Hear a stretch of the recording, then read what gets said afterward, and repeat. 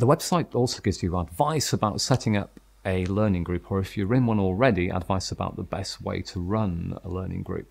And there's no doubt that learning groups are becoming more popular, and I think that has to be a good thing. I think 2 heads are better than 1, and more than 2 heads are much better than 1 head. So you can see how learning groups are good from an educational point of view. But it's not just an educational point of view, it's also a support point of view, because a learning group gives you a chance to have discussions between yourselves if you have a difficult case, a difficult patient, and you want to talk about it with colleagues. A learning group is a really good way of doing that.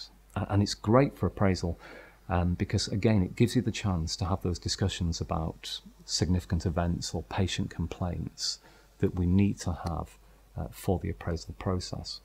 So if you're thinking about starting a learning group up, I would really encourage you to do so.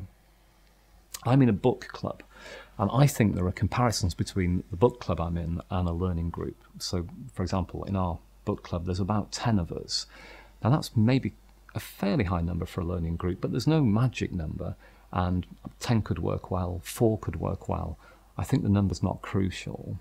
But we meet about once every 2 months. That's a reasonable frequency. We tend to go to restaurants. Now, I think probably most learning groups would do this in homes, and you would rotate around people's homes in the learning group.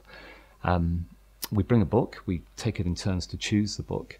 Everybody in the group reviews the book, and that means that everybody's involved.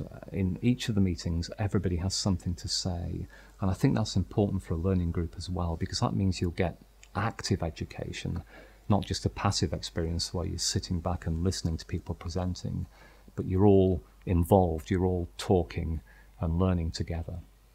So I think learning groups are a definite positive for the future. I think they will become more popular, and I think it's right to encourage them, and I hope the website does that.